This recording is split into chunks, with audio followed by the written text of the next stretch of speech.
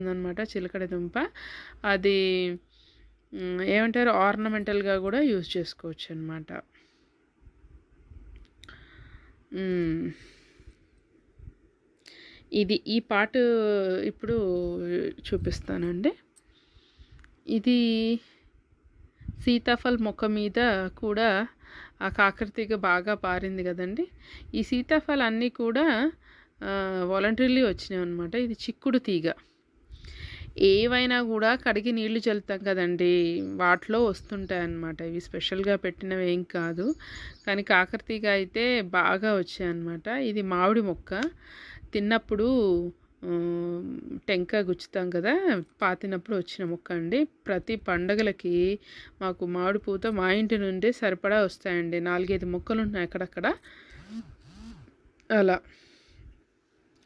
ఇక ప్రతి ఇంటికి మొక్కలు పెంచుకునే